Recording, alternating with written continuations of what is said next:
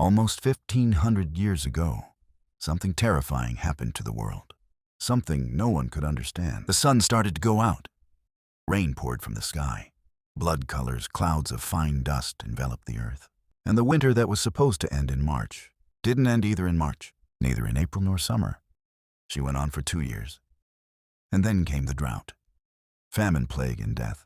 Whole cities were wiped off the face of the earth. Civilizations that have stood for centuries collapsed in one generation, and no one, not one person on the planet, did not know what happened.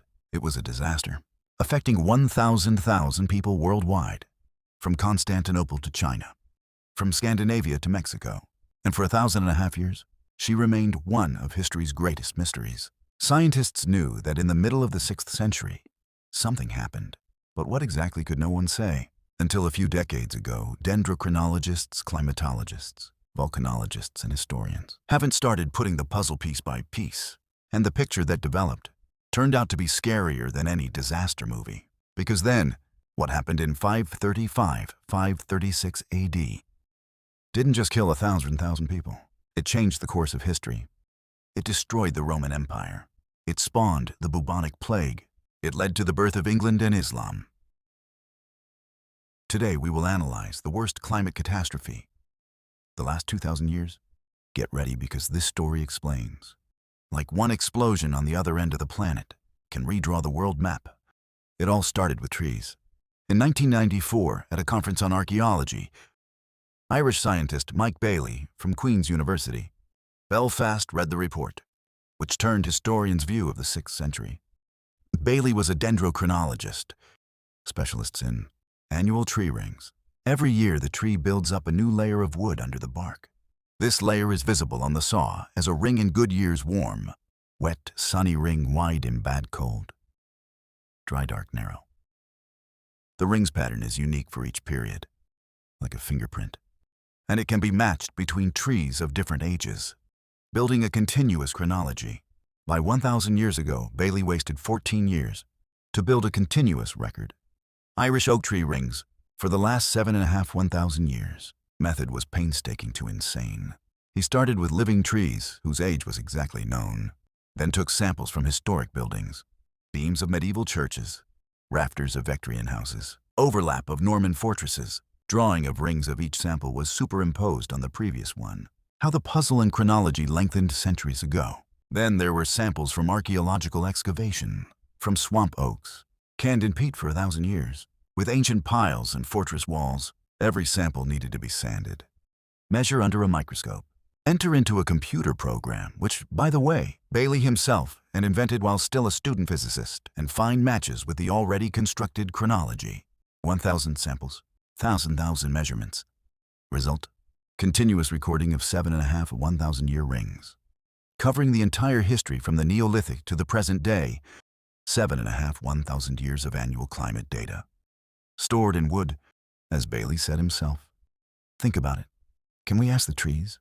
What did they think of their growth condition in any calendar year? Over the past millennia, that kind of information just didn't exist before. And when it reached the middle of the 6th century, he saw an anomaly, from which he has hair, stood on end. Rings for 545 years were extremely narrow. Trees have practically stopped growing. Something incredibly powerful stopped their growth for almost 10 years. Bailey talked about it at a conference, and among the listeners was journalist and historian David Keyes. Keyes was amazed and decided to check. Maybe it's a local Irish anomaly. But when he contacted labs around the world, it turned out that picture is the same everywhere. Wood rings, pines from Sierra Nevads in California showed that 535, 536, and 541 years were 3 of the 4 worst years in the last 2 millennia. Chile trees. Fitzroy recorded the sharpest drop in summer growth for 1,600 years. In Siberia, 20-year decline in tree growth in 530. 40 years turned out to be the most serious. For the last 1,900 years, trees all over the world were screaming about one and the same thing. Something terrible happened to the climate of the planet. Something global, something at the same time, something so powerful that trees on all continents have almost stopped growing. Belle. Microscopic analysis of the 536 oak ring and discovered something frightening: cells, which usually form only in winter. Small dents, characteristic of the cold season, discovered in the middle of summer wood. It meant one, in the summer of 5 to 36, it was freezing in Ireland. Summer turned into winter. Villagers couldn't tell zero from zero. And now imagine, what did it mean to people, which hung from the crop? Kiss started looking for written evidence of that time and found them in abundance. The greatest civilization of the 6th century was the Roman Empire, surviving the fall of Rome 100 years ago. Capital in Constantinople. The empire kept extensive documentation, and among the records of those years, Keyes found eyewitness testimony, from which the blood freezes in the veins of the Syrian bishop. Ioannis describes events from 530 to 536 years ago. There was a sign from the sun, the likes of which have never been seen or described before. The sun turned dark. The darkness lasted 18 months. Every day it shined for about 4 hours, and even this light was only a faint shadow. Everyone was talking that the sun will never regain its full brightness again. Roman Senator Cassiodor, who was in Italy, wrote, "Same years we had spring without heat and summer without heat." Months that had to ripen the crop were fettered by the north winds. It was not raining, and the reaper was afraid of new frosts. In China, Korea, Japan, more than 30 sources of those years mentioned darkening the sun or its immediate effects. The Emperor of Japan wrote in 540, "Food is the basis of empire. Yellow gold and 10,000 bundles of coins can't cure hunger. What is the use of 1,000 boxes of pearls to that? Who's dying of cold?"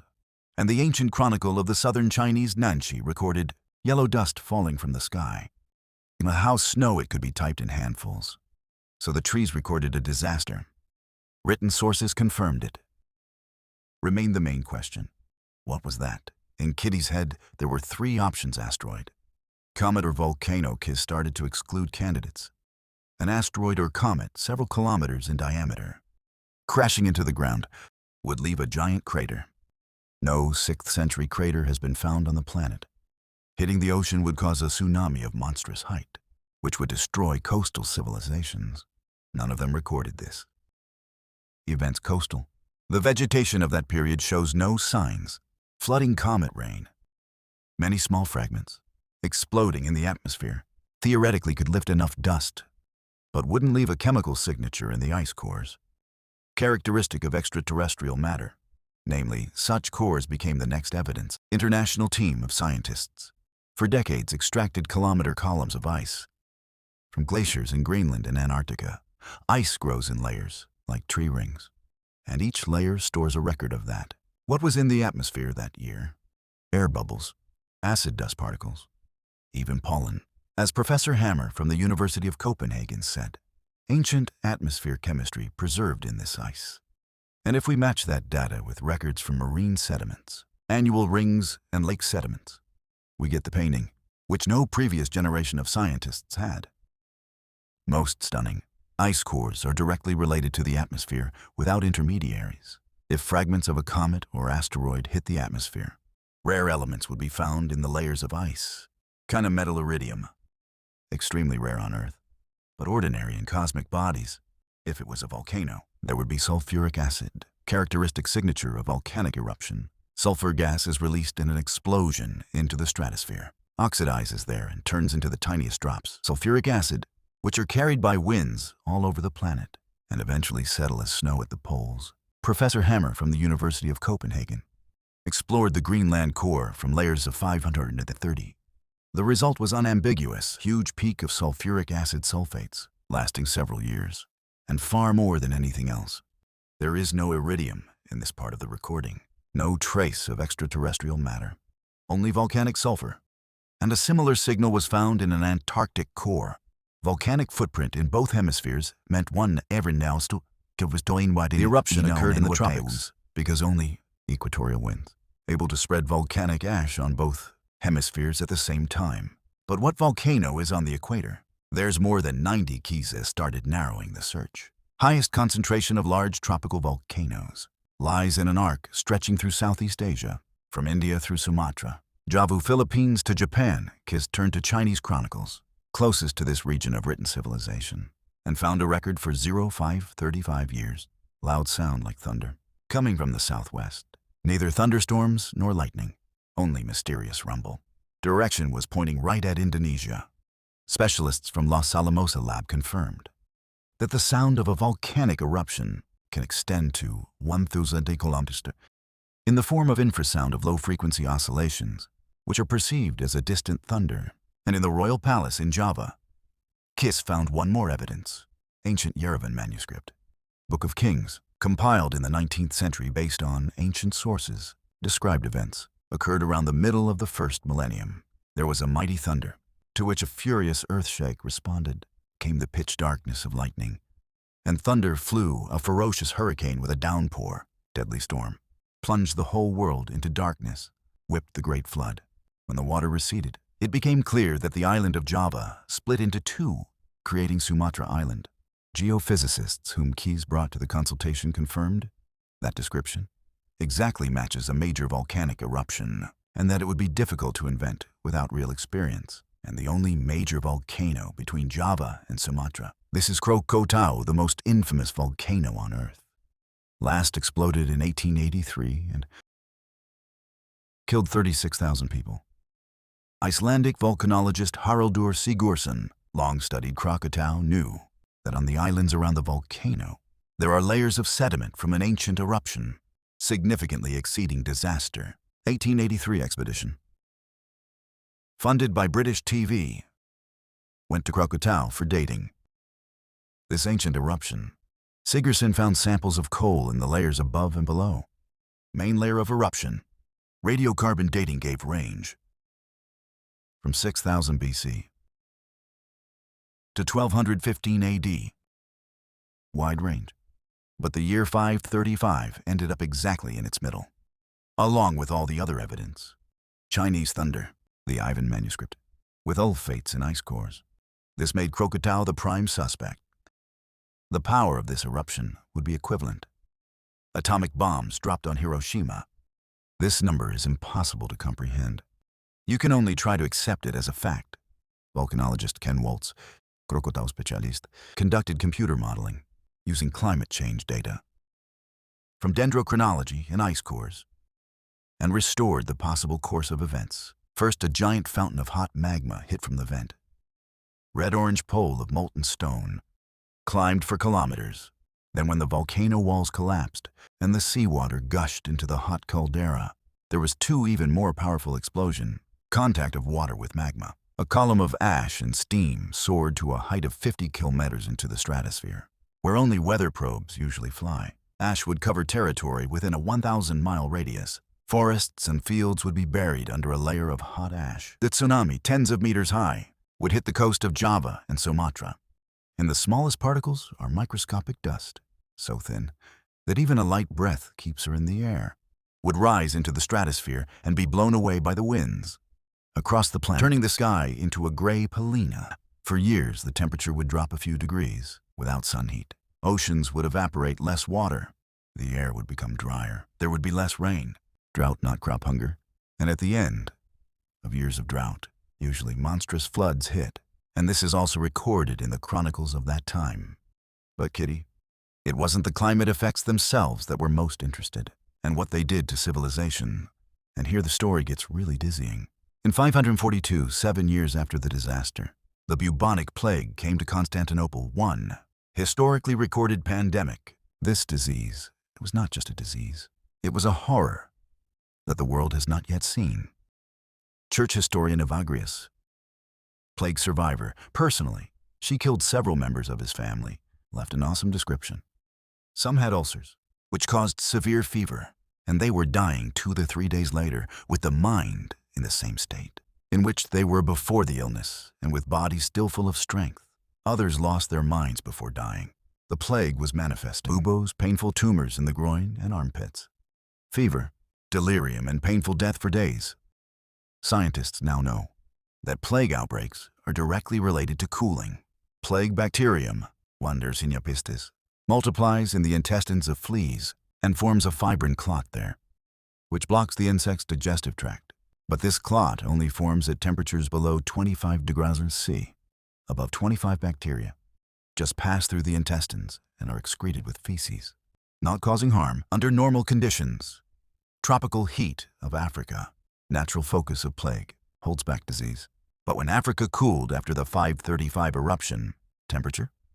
The barrier was breached. Fleas became massively infected. Infected flea is a scary thing. She has a blocked intestine. She's constantly hungry. She bites everything. That moves trying to get enough. But can't the blood don't go any further? Clot and burps back into the wound, together with more bacteria. Infected fleas jump from rats to humans when rats start dying en masse. And hell begins. The plague rose from East Africa by trade routes, on ships. Ivory. The Roman Empire consumed hundreds of tons of African ivory per year for luxury furniture, diplomatic gifts, ornaments along with tusks. Rats boarded ships along with flea rats. One major port on the way was Alexandria in Egypt, and from there, the plague poured into the heart of the Empire of Constantinople. More than 10,000 people were buried daily in the capital of the empire. Bodies were thrown into the sea, stuffed in towers of city wall, buried in mass graves in gardens. When the number of victims reached 250,000, officials just stopped counting.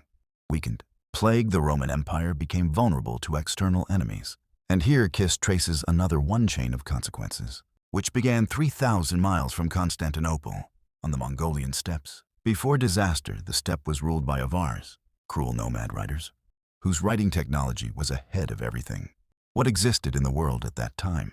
Archaeological finds indicate that Avars probably invented stirrup contraption, which revolutionized military affairs, letting the rider fight in the saddle with both hands.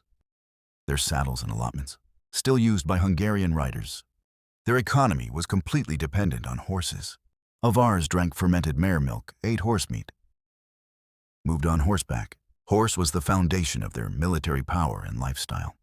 But horses, as found out Kiss, consulting with animal nutrition specialist John Sweet from Aberdeen, have one critical weakness. Compared to cows, Japanese digestion is significantly less efficient. Horse manure is full of undigested fibers, large pieces of fiber, which went through the intestines with little or no processing. Cow dung opposite, finely ground. Cow, thanks to 4 chambers stomach and gum process, extracts significantly more nutrients from food. Cows are also able to eat coarser, rank vegetation, which the horse just can't digest under normal conditions. When the grass is juicy and plentiful, it's a difference, doesn't matter. But when after 535, the steppe burned with drought and cold, grass became hard, scarce, and low quality. Cows were coping. Horses, no, they could not eat enough to survive in Avars, whose power rested entirely on the horses. Weakened in 552, they were defeated by the Turks. People with more mixed economy.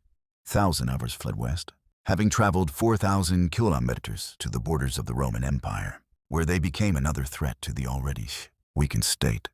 For 50 years, Avars pumped out of the empire, according to modern estimates, the equivalent of 700,000 pounds of gold. In Mexico, the great city of Teotihuacan, with a population of 125,000, largest city of pre-Columbian America, declined after years of drought, which according to lake deposits on the Yucatan Peninsula, started in the middle of the 6th century. The population suffered from malnutrition. Infant mortality jumped to 70%.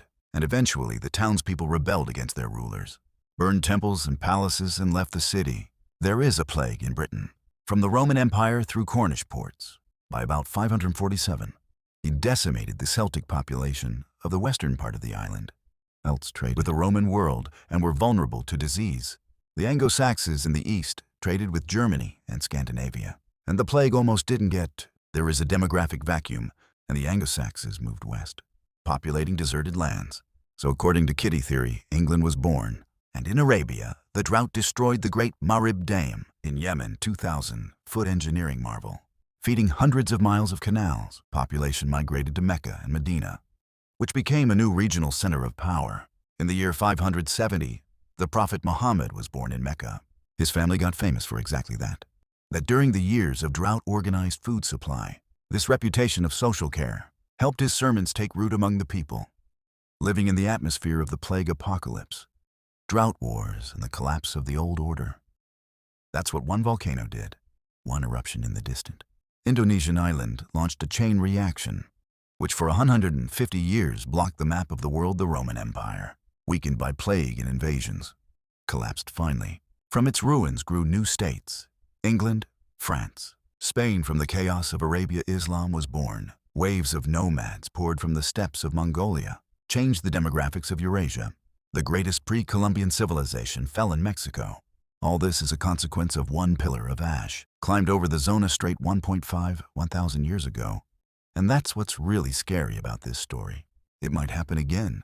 There are more than 200 active volcanoes, and our century, one of the calmest in volcanic history. But this lull is deceptive. If you look back at the 19th, 18th, 17th century, their eruptions went in clusters for 20-30 years in a row, superimposed on each other. Scientists believe that red sunsets in the paintings. Ternera is not an art style, a literal sketch of the sky, painted with volcanic ash.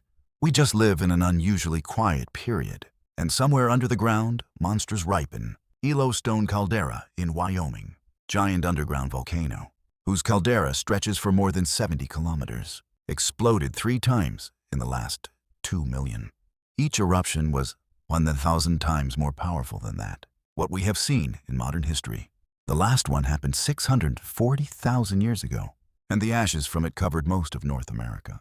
Campi Flegrei near Naples, ancient caldera, on the territory of which 400,000 people live, also does not sleep. The ground there rises. Tremors are increasing in cracks, gases from which trees die. The last eruption was in 1538 and killed 3,000 people. Today in the same zone live 130 times more. If any of these volcanoes erupt on a 535-year scale, consequences for modern civilization will be incomparable, worse than 1,000 years ago. Because 1,000 people depend on global supply chains, which can collapse in a week. Agriculture will collapse. Food chains will break. Satellite communication will be disrupted. Aviation will stop. And in a world where 1,000 people depends on global supply chain, the struggle for resources will begin. One of the main lessons of 535 is that the consequences don't come instantly.